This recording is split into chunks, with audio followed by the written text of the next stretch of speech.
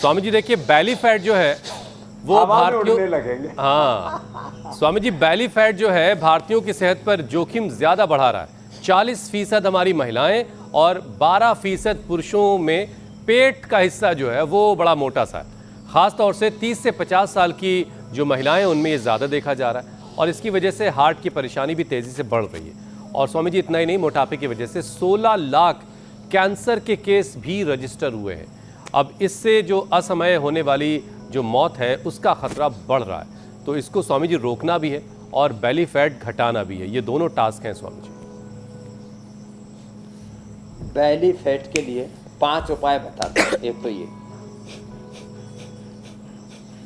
कपालभाति, अभी बता रहा था, ये सितकोणासन, तकियासन और भुजंगासन। और फिर बेली फैट के लिए बहुत अच्छा ठंडा गर्म का सेक, हॉट एंड कोल्ड प्रेश।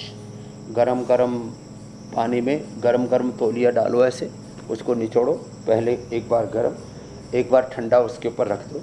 और फिर देखो ये वेट गो और ये मेदो हरबटी, फिर अश्वगंधा के पत्ते, हाँ, और फिर ये खाना थोड़े दिन के लिए बंद कर दो, खाली स्लिम चॉइस खाओ।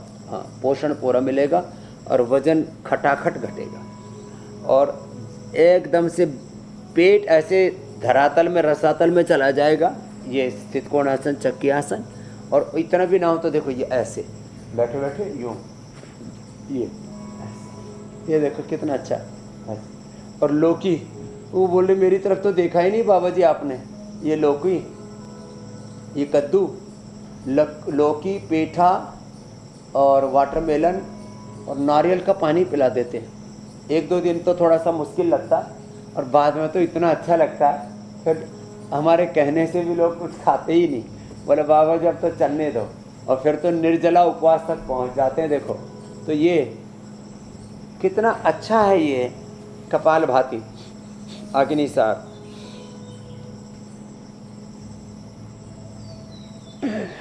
और इसको लगातार कर सकते हैं।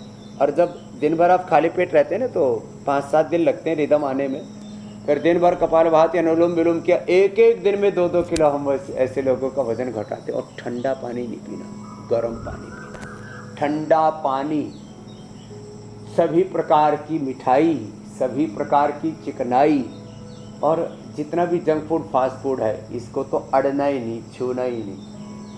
वैसे हम छुआछूत के विरोधी हैं, लेकिन इसमें तो हम कहते हैं 100% बहिष्कार।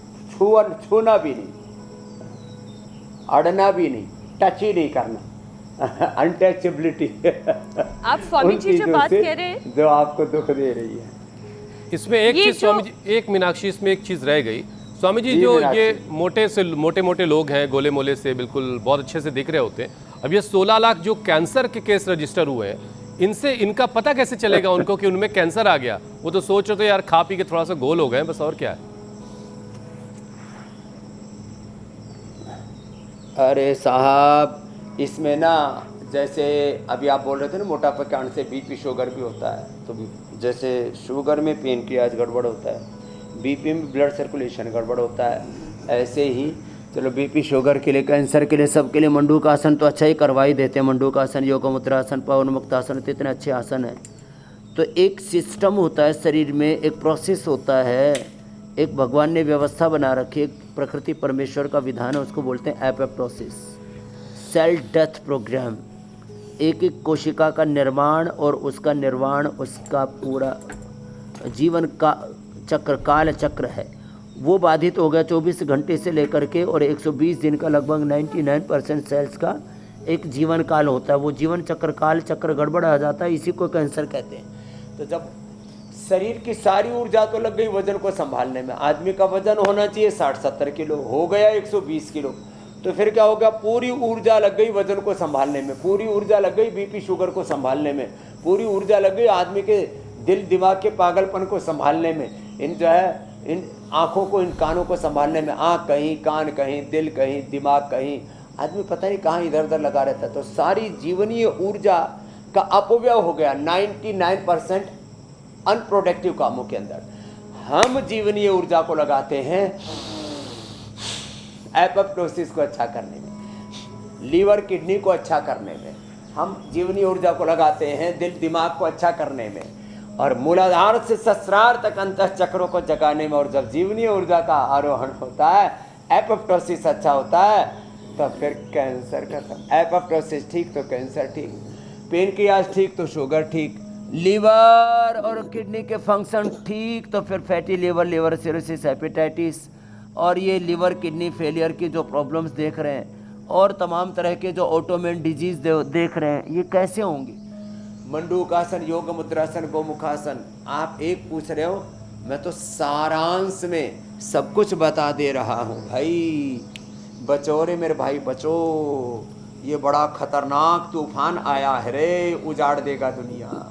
जैसे ट्रंप कोशिश कर रहे हैं ईरान को उजाड़ने की, ईरान कोशिश कर रहा है इजराइल को और अमेरिका को ठोकने की।